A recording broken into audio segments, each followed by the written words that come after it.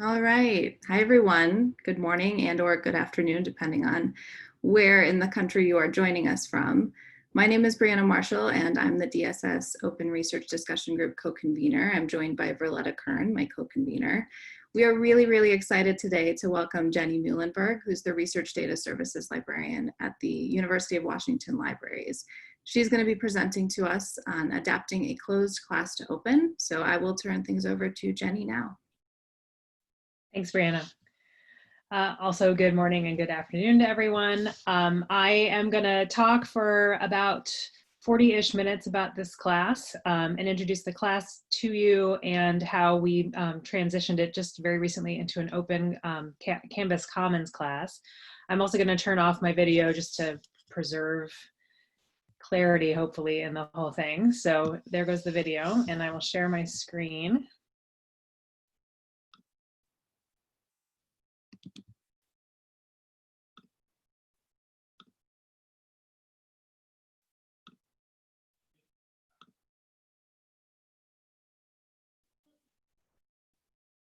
Okay, and if anyone has any difficulty seeing anything before then, just let me know via the chat.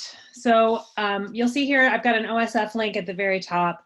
That is going to be a link both to these slides, and then it includes the information, a link to the class itself and the information about the class. And I'll dig into that a little bit here. But so what we're going to talk about today is how the University of Washington Libraries work to develop a Canvas class for online asynchronous short course research data management education. And that's kind of a long series of words there. I'll talk a bit about the content research and decisions we made on what to include, how we tailored it to our audience and how you can do that with the open version. And then I'll explain a little bit about the customizable template and documentation as well. So first, what is research data management? This is such an ambiguous term, and it can mean multiple things to multiple people, depending on what field or discipline you're in, whether you're working with databases, for example. So we've tried to include the word research in front of data management when we teach this, just to kind of make it clear that what we're talking about is not just dealing with data in a database sense, but all the data that might be included in research. So that might include documentation and READMEs and codebooks, etc. So I'm pretty sure that the research data lifecycle is familiar to most of you. If not, we can get to that in the Q&A too. So a little bit about the UW Libraries approach. What I'm going to walk through here is some of how we walked through the development of the class, the structure of the class, how we solicited and have acquired students for the class, how participation works in a variety of ways, how the students review the class and provide comments, and then next steps, which will include the open version. So the first thing that I would like to say about this is use what experience your library has. When we were developing our first research data management curriculum, there were, I think I used 8 different already existing RDM classes or short courses or what have you that were in existence and open on the web. There's no reason that anyone should have to create all this information from scratch, because there's a lot of really excellent information out there. One of the previous curricula we had taught at the UW Libraries was from the New England Collaborative Data Management Curriculum. We were one of the pilot projects for that it was a 7-part series. And we did it as a one-off workshop. And so when we got to the point of developing this class, we used a lot of our experience and the content from that. We also have our library's instructional design expertise to call on, and that's what you see there is listed as LibID. And to create the original course, we used both the LibID expertise as well as a grad student and 2 librarians to create the class. And how we did that, like I mentioned, was to figure out what to choose and edit for content. So we pulled from the existing curriculum that we had. We identified our desired audience and edited appropriately. And what I mean by that is we started with the very first class thinking we're going to aim towards graduate students in the sciences. Of course, a lot of this information is appropriate to folks in a variety of disciplines, and I'll talk a little bit about the types of disciplines that have taken the class in a future slide. And I have to say that the LibID experience was essential for us because I did not have previous experience in developing curriculum for an online setting. I had, of course, taught online. I had developed curriculum in a variety of ways for, quarter-long courses or short courses, what have you. But I wasn't very experienced in creating something for an online environment. And they were excellent at helping us take our rich content and edit it down into modules that were very easily digestible. They help us with the graphics and how to present the writing. I don't want to sell that short. It may sound like that's something that doesn't matter, and it has made a huge difference in both how the class is digested, but also how the class looks to people, which, I mean, that's a big part of when you're going to spend hours of your week staring at a screen. It needs to be pleasant to look at, or you're going to lose people pretty fast. A little bit about the course structure itself. We designed the class to be a 4-day class. It runs Monday, Tuesday, Wednesday, Thursday. We've delivered this class as a non-credit class. So we've tried to keep the commitment for students low so that they only, we've told them to expect to spend about 1 hour a day on the content. What we've found is that if we send morning emails to all students and as well as the tutors, in the morning describing what the topic is for the day, it's kind of an easy reminder that people are supposed to log in. One of the bonuses to having an asynchronous class is there's no set time for people to log in, but they can log in at any time during the day. Tutors are online at most of the, I don't know exactly how long. We've, sometimes we've had people, we had one tutor one year who was in Germany, so we had kind of around the clock tutor assistants. But typically what happens is between the hours of 7 a.m. and maybe 9 p.m., we do have tutors checking in on the class to answer student questions. And I'll talk a little bit about the tutor setup and tutor engagement in just a second. The tutor, the tutor structure itself, I've solicited tutors from around the library staff. Most of them come from a discipline that's already using data as part of its disciplinary research. We cap our enrollment at about 40 so that we can keep a student-teacher ratio at about 8:1. So for a 40-student class, that means we seek about 5 tutors. All tutors at the very beginning of this, it started in 2016, attended an online tutor training. And in the subsequent years, we've offered it 2-ish times a year since then. And so when we get a new tutor, we'll make sure that they've received some training, but there's not a requirement to do additional training each time. Tutors then commit to specific hours each day. So I basically send out a sign-up sheet where, they sign up for 1 hour a day with whatever fits their schedule. And that helps everybody from feeling both overwhelmed by the amount of content, because there's never more than a couple hours between when there's a tutor available. And it also means that we aren't overlapping tutors. So for marketing and outreach, this is really a crucial part about how we're going to get our students.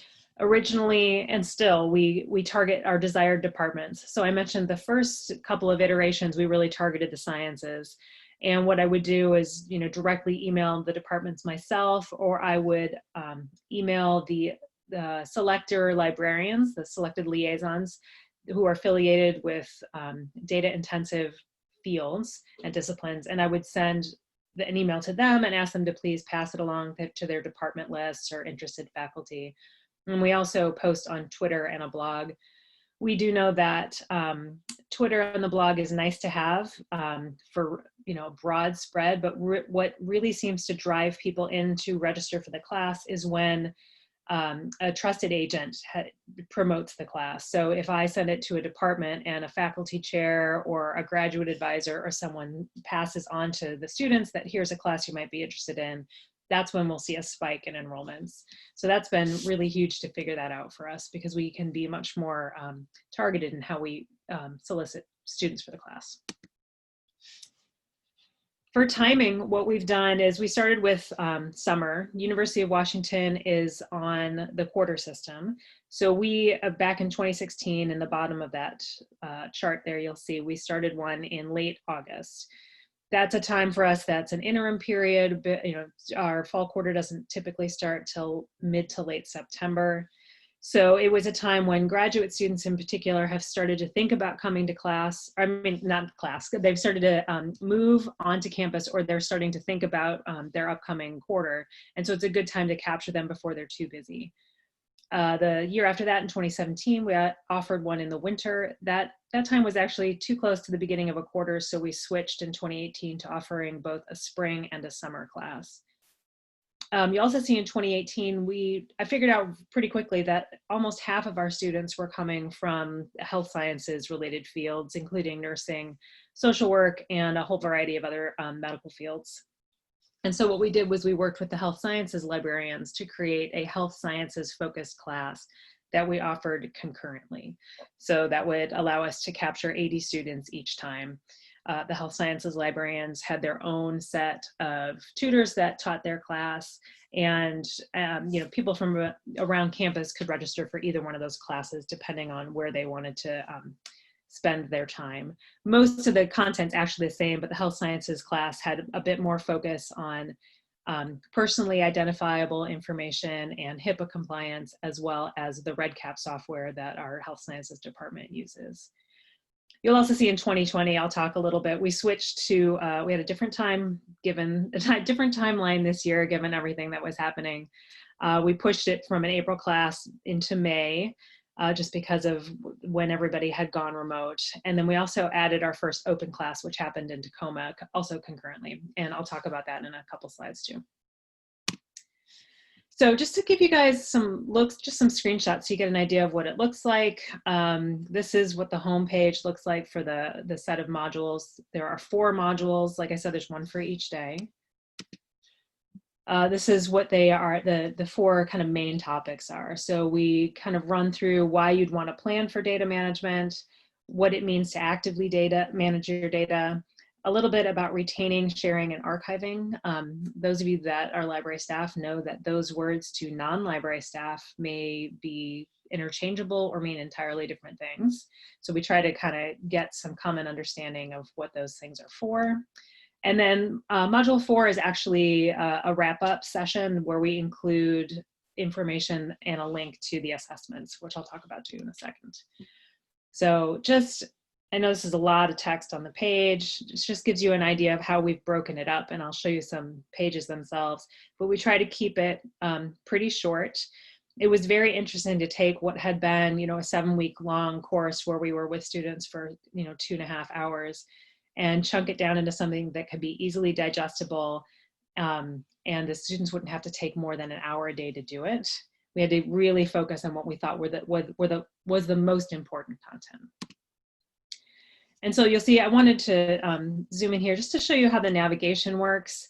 You'll see what we've done is we have, bold and bulleted lists to try to draw people's eye to what's the most important thing. Almost every module has additional but optional reading. So you'll see down by the light bulb on there, we link out to a separate article. We've done that with a few articles, or there's a couple videos that people have. And then you see at the bottom, it just says to click next to go to the next page. I know a lot of you are familiar with Canvas, but for some people, it's brand new. So this is what the module discussions look like. They're out of order in this slide. So it starts with module 3. But the colors on the right show that there are, for example, in module 3, 11 new posts in that module and 12 total. And so this allows every tutor, as they come in for their 1-hour shift, to say, okay, there's 29 new posts in module 2, 31 posts in module 1, 37 in the introductory section on the bottom. So that way, that allows the tutors to jump right into the discussions that have open questions. A bit more about the design here. And this is where I mentioned that LibID was essential in helping us figure this out. The graphic design is really lovely and very simple and very streamlined. So we've got, colored bars with white text at the top, very simple little kind of emoji style graphics or noun project style graphics to just draw attention to various points that are the most important. This is, of course, not something, there was no graphic design in the previous class because it was taught in person. So I wanted to talk a little bit about our enrollment over time. So we started in the spring of 2016, like I mentioned, and then you'll see kind of up and down how things have gone over time. So there's a big jump when we added the health sciences. There's some times where it's down because like the summer of 2019, there was no health sciences class, for example. And then spring of this year, we over-enrolled on purpose, which I'll talk about. So you'll just kind of see it kind of goes up and down, but it's been fairly steady when we are on top of our game with the marketing materials, and we have 2 sessions running at the same time. So I'm going to apologize in advance. We're in the process of fixing all these next slides. So they're very colorful and a couple of them are illegible, but I'm going to point out the important parts. So here, the colored by session doesn't really matter, but what I want you to see is that, for example, engineering, the natural sciences, public health, social sciences, and nursing. Some of these are our biggest set of departments where we get the most students. And so over time, the enrollment has been fairly consistent with where the students are coming from. And again, part of that is where I send marketing materials, and part of that is where it's just, you know, what other people might find out about it. Students themselves, like I said, it's mostly oriented towards graduate students, and you'll also see PhD seeking students there. But we do get quite a number of research staff, research scientists, postdoc, and then new faculty. And then occasionally we get new undergraduates or administrative staff as well. We don't limit it to anybody, but we let everybody kind of participate at their level. For assessment, this is just looking at the number of assessment surveys completed. Anyone who's taught an online class or tried to get online assessments knows that it can be kind of tricky to get more than 10 to maybe 30 or 40% turnout or response rate for the exit surveys. But we've been pretty happy with the amount of surveys we've received, as well as with engagement. The assessment survey itself, we wanted to know about the level of comfort students had with various concepts that we taught in the class, the clarity of purpose of the class, and whether the student's desired outcome was met, and then also the effectiveness of the tutors. And so I've got some slides that'll kind of show you some of the results of these. So one of the things, we talk about data management plans in the class. And so we ask them their level of confidence with data management plans prior to the class. That's on the left there. And then on the right, it's their level of comfort with DMPs after the class. And so you can see there's a nice shift from somewhat anxious and anxious to the left, where many more people are feeling very confident or comfortable with DMPs. Clarity of purpose in the class, people seem to agree that we do a pretty good job of telling them what they're going to learn, and they feel like we've adhered to that. That's important. Clarity of the material itself, that they understood what we were trying to deliver, that also important. Whether or not the class met or exceeded their expectations. This slide I always find interesting because as with anything technical, when you advertise, what you get is a whole handful of people, many of whom have perhaps never been introduced to these concepts before, and some of whom have been doing it forever.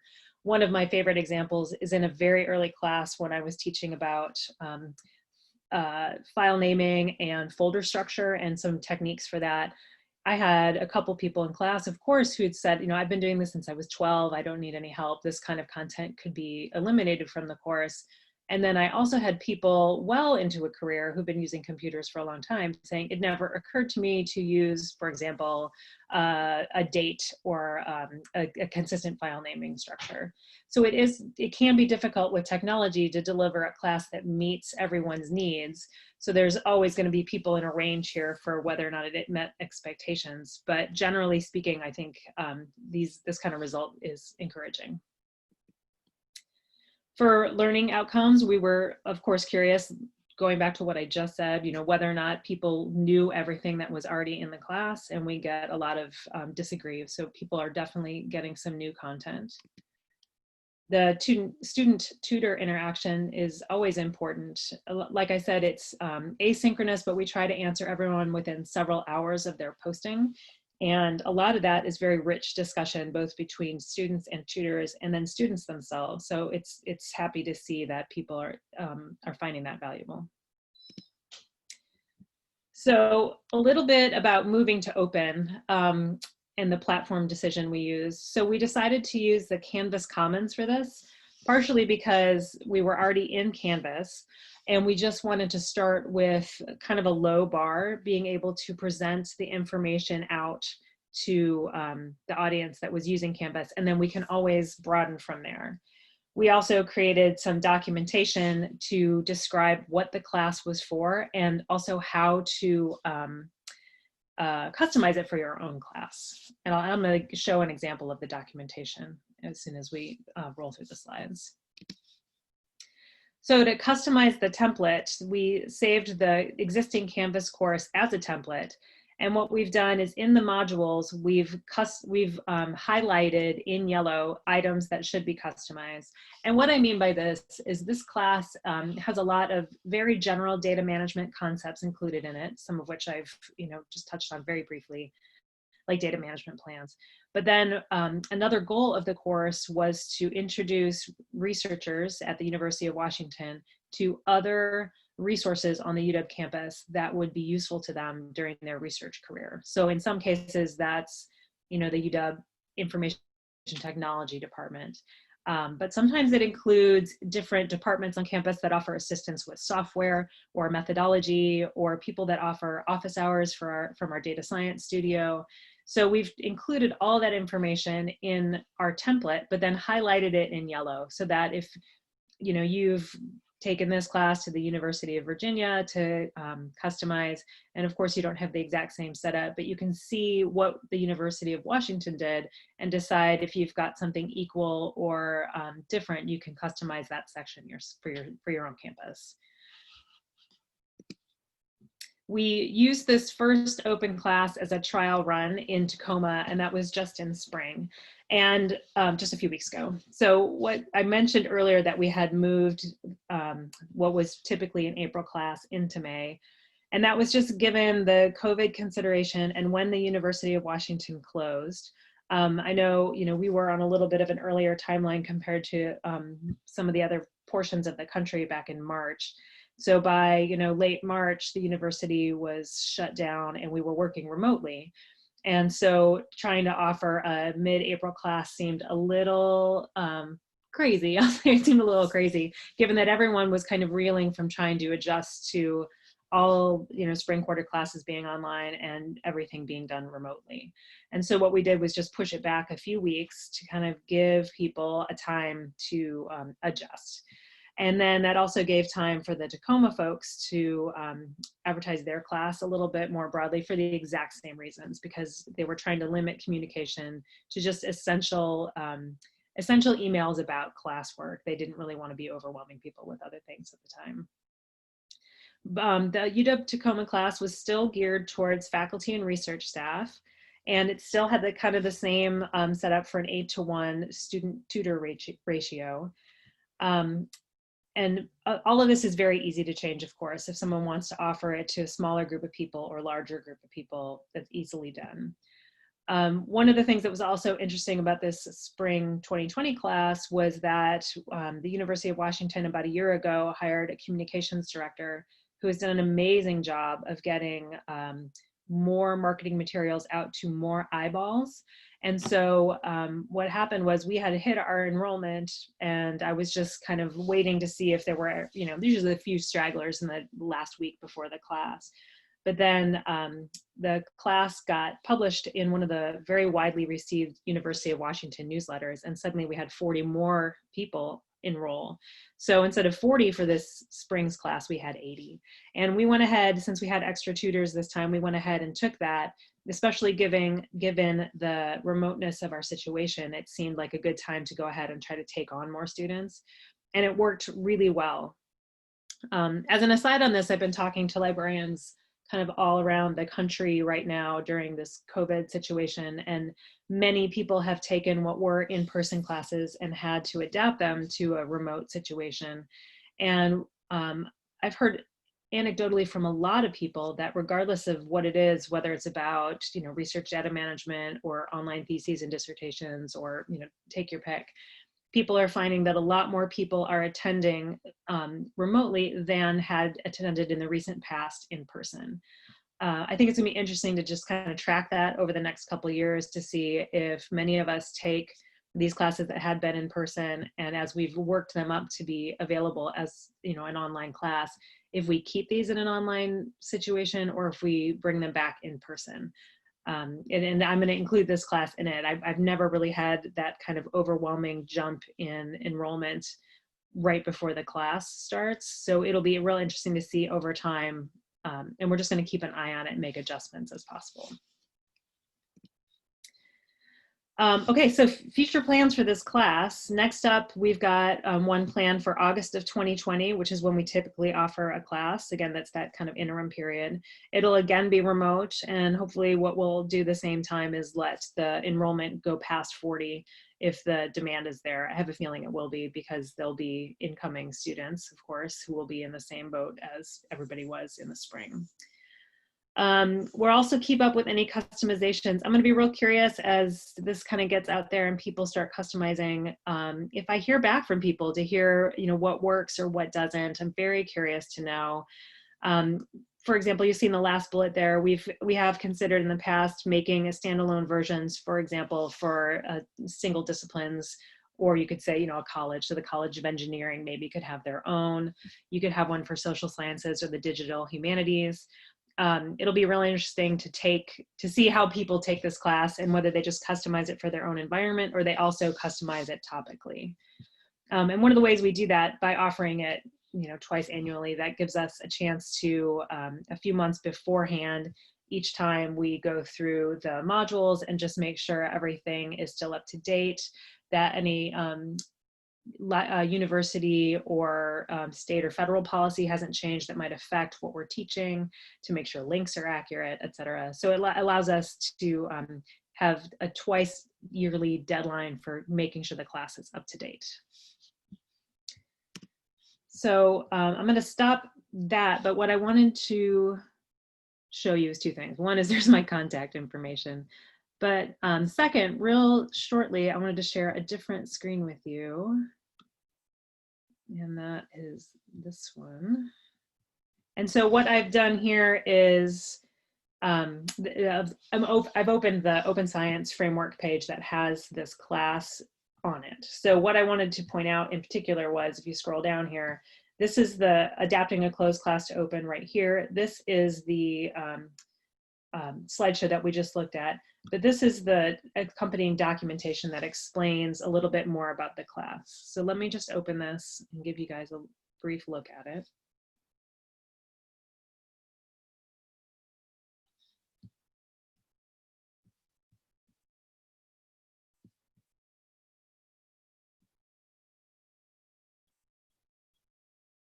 Okay, so what you see here is just, I've been calling it the accompanying documentation for this class. So what we wanted to do is not just provide the class on the Canvas Commons, and the link to that is in here, but we wanted to be able to include some documentation about the development in the class and then how to go about customizing it. So some of this is, you've just heard me talk about as I scroll down quickly, but we've included information on how to use this course template. We've linked to the Canvas Commons class, explained that things can be highlighted, things that can be customized are highlighted in yellow, and then we've described some of the modules. But what I wanted to also point out, and pardon the fast scrolling, I know that can look goofy in Zoom. You've seen all these charts. What I wanted to point out is that we've also included our several templates that I hope are useful. We came up with the marketing timeline we came up with works very well for us. And so I've included exactly what we do to market the class in here. So for example, 3 months before the class starts, we start running through this bulleted list to make sure we've got dates, that I've got tutors attached to teach the class. We update or create the registration and exit surveys, etc. and then here's what I do prior to, about 1 month before this class starts, is, that's when we start our marketing. We have found that 3 to 4 weeks before seems to be the right time to start marketing. When we push information of the class out prior to more than 4 weeks ahead, a lot of people will put it on their calendars and it seems then don't show. And there's always a few no-shows, of course, but it seems like that 3 to 4 week timeline really fits for people. They, when the class comes up on their calendar, they remember doing it. It wasn't so long ago. And you can see here, we tell our communications director, we talk to the various folks in the library, and it gets tweeted out, etc. And then I've also included basically the text I use to solicit tutors. This is what my librarians get when I ask them to participate. Scrolling down, you'll see this is what we end up putting on our website, information about the class itself. It tells you exactly what you're going to have covered in the class, how students will participate, how to join, etc. Again, in yellow here, I've included quotes from some of the reviews we've gotten. It's another thing that would be customized. This is the email that goes to tutors. And then perhaps I'm hoping that this is maybe one of the most useful things, because it was super useful for me, is the tutor and student email templates. So scrolling again past the registration information, you'll see that I've got a student reminder that goes out to all the registered students 1 week prior to class. But then, and there's one for tutors as well. But then what happens is every day students get a reminder for the class. So day 1 reminder, day 2, it just scrolls through. And then there's also one at the very end for what to do when you get to the end of the class and how to take the final survey. And so this is just something, I love having these templates for both the tutors and the students, because it lets me kind of pre-fill all this information. I can do it a week or 2 before class, and then I send them out in the morning, and it gives every student kind of a reminder during the day that they're supposed to log in, and this direct URL will take them directly to the day's portion of the class that they're supposed to participate in. And so there's also, there should be a link to the survey. Maybe not. I will have to get that in there. Just an example of the type of final survey we take for the students. So I'm going to stop sharing there. And I talk fast, so we've got plenty of time for questions. So I'll go ahead, I'm going to turn my camera back on, and if anybody has questions, we can go ahead and take those. Thanks, Jenny. Yeah. This is a great presentation and super timely as we're all trying to figure out how to navigate this new online world and transitioning our materials online. So virtual applause to you. Thank you. We had a question come up when we're trying to access the OSF link. It's giving us a notice that we don't have permission to access. So wondering if that could be fixed really quickly. Yes, it can. Lots of folks are interested in checking out those materials there.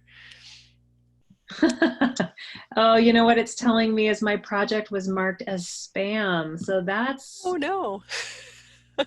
That is incorrect. I will get that fixed, and I will, Verletta, I will email you when that, when I figure that out. Sorry for that. I didn't know that. It's supposed to be public. So. And we will get that out to you all here. Another question that has come in is wondering what percentage of students complete all the modules? So that's interesting. It's changed over time. Like, I would say, I remember when we first started this class, we did some research about how many people typically would finish a MOOC or an online class. And, usually completion hovers around 30%. We have noticed that we're getting a little bit higher return now, like between 40 and 65%. But it also depends on what you call completion. So we don't have a culminating project. There are no real requirements for this class. So what we're looking for is, I can look at the Canvas class stats and see how many students entered the class and how many spent time there. So for example, this last version, we had 80 students, and I think only 5 never attended, which I thought was pretty amazing. Then there's usually another handful, 10 to 15% who dip in on the first day and may not come back. But this last one, and I do think this is partially because of the remote environment, we had a significant amount of class engagements, which is where I'll describe that as, people who jump into class and are clicking through things. And then always there's a smaller number of people who participate by writing in the discussion forums. Some people just aren't comfortable in that environment. Sometimes coworkers register together and they don't really want to talk about their dirty data secrets in front of each other. So we've had people, bring us questions off to the side. That was a very long-winded answer, but it's, different categories for completion, I guess. Great, thank you. There's also another question of how many tutors you have for the course usually? Usually we have 5. So when we have 40 students, that's the ratio we like to stick with, of about 1 tutor for every 8 students. For this last version where we had 80, or I guess it was about 77 students participating, we did have 10. We had 10 tutors this time. Great. I'm organizing all the questions here. Another question. What do you think captures people's interest in participating? And do the materials emphasize relevance to research practice or something else? Yes. So we talk about several things when we are trying to encourage people to register. So they're learning basic data management skills is one of them. So, the example I gave of file management is one where we can't really, we don't give an exercise that we grade, but we do talk about best practices. So for a lot of these research data management concepts, we talk about best practices. And so I think that's definitely a pull for people who are maybe new graduate students who haven't, really dived into this yet. The other half is that the class serves as kind of a wayfinding system for different data services and people on campus. So that can be very valuable because the place is so huge and it's just hard to, there's not one like data center on campus that would cover everything. So it's nice to be able to be introduced to it via this class. And then the third thing I'll say is I know that we captured people at all stages in their research, many of whom aren't ready for all of this information yet. So they're not ready to write a DMP yet, or they're not ready to think about how to use a repository. But what we tell them at the beginning of class is that what we hope is we're going to expose them to a lot of these concepts, and then in 8 months or a year and a half or whenever they're ready, they know that they still have access to the class, but they also have people to connect to, so they can contact their librarian or they can contact me. And that does happen every year where I get people who say, I took your class 2 years ago and now I'm ready to use the repository or whatever it is. Great. Another question, what license do you use for the open course materials? It's interesting because the OSF stuff has a different license than the Campus Commons, just based on what you can pick. The Campus Commons stuff is just no commercial and with attribution, so it's open. And then the OSF stuff, I believe, is just, I think it's just an attribution license. Yeah. Wonderful. There's another question here about the tutors. So I guess, who are the tutors? Are they mostly graduate students or are they librarians? No, they're mostly other librarians. So I went past a list of them real quickly, but typically what I do is I look for our math and physics librarian, chemistry librarian, our environmental sciences and marine sciences librarian, geographic information systems or geospatial information systems librarian. So, I mean, that right off the top of my head captures a lot of the disciplines on campus that are using, a lot of the disciplines on campus that are using data as part of their research. And then we'll add other people over time, depending on if we're trying to capture new folks. For example, when we've had our standalone health sciences class, we don't include any from the health sciences library. Now that we didn't have that this last time, so we had a couple of health sciences librarians sit on this class.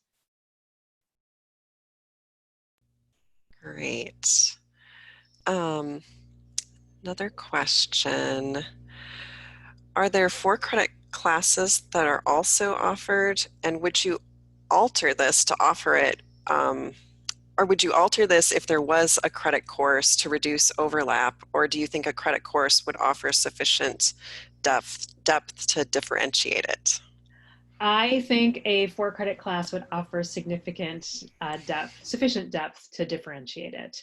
And then I also think there's a fair number of people who don't need the in-depth class, or they don't need it yet, but they need, some pointers to various tips, tricks, and like I said, the people on campus. So I kind of see them as two different things. And I think that they could both exist at the same time. Have you pursued the possibility of collaboration with introductory research methods courses on campus? Yes, we have, but the way that the University of Washington Libraries is set up is that I cannot be an instructor in a department by myself. I do have to partner with somebody else. And in a quarter system, it can be difficult to find someone who wants to add this to an existing class.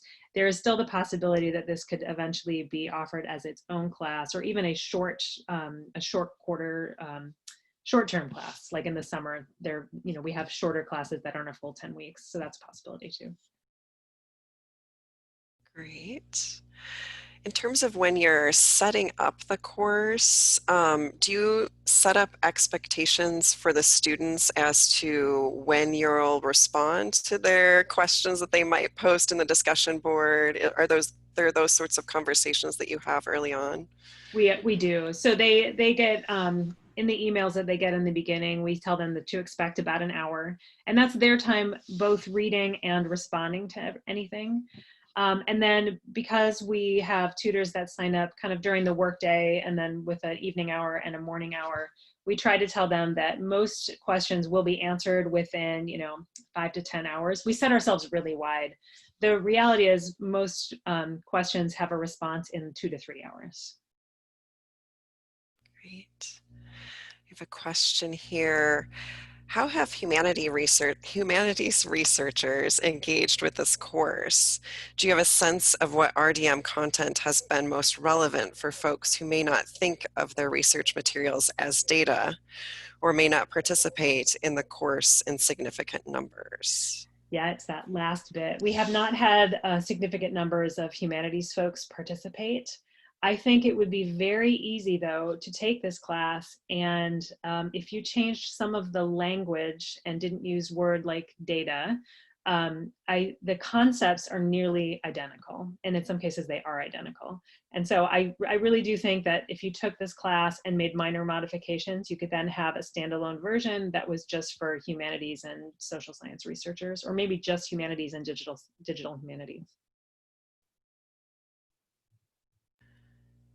I think those are the questions we have. My question for you would be, thinking about those of us who are working to transition things online, what are your words of wisdom for us as we're thinking about trying to move in-person events or content like this to an online format? You've been doing this for a while very successfully.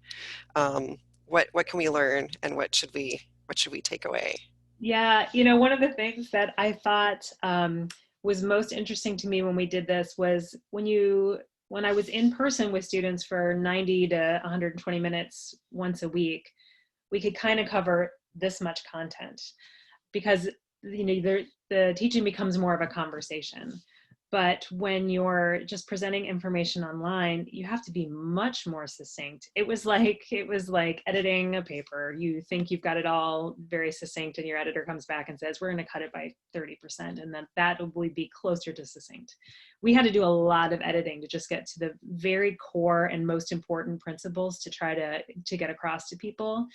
And I know that there are things that are missing, and I know that we could go more in depth with many of those, but that would be the difference between offering this short non-credit class versus an actual credit-bearing course. Have you thought about doing a second course that's more in-depth, sort of data management 2 or something? 2.0. Yeah, I have, but it's tricky because I would have to be very focused about it. So when you saw those enrollment slides where it was like this huge list of, disciplines that attend, I mean, we typically can have 20 different disciplines that attend the class. And so if you did that, it would be difficult to offer, if you wanted to offer more in-depth exercises, for example, or case studies, I think you'd have more trouble. And that's why I think if you had a class that was focused on engineering, for example, or the health sciences, you could really gear your teaching materials towards those fields, rather than hoping that a social scientist will understand the engineering example. And I don't mean to suggest that they can't understand that, but I tried it before in person, and that's exactly the feedback we got, is that people really want case studies and examples that are in their field. Have you thought about badges or other incentives for doing the full 4 sessions? We have not, and we have not been asked for them by anyone, because we thought originally we could easily produce like a certificate saying that people had attended, but that's another thing that not one student has asked me for. So I know there's a lot of talk, and a lot of places use badges, and I think in different communities and different disciplines they work because they've been in the culture longer. But I think for research data management, it's not there right now. It might get there. All right.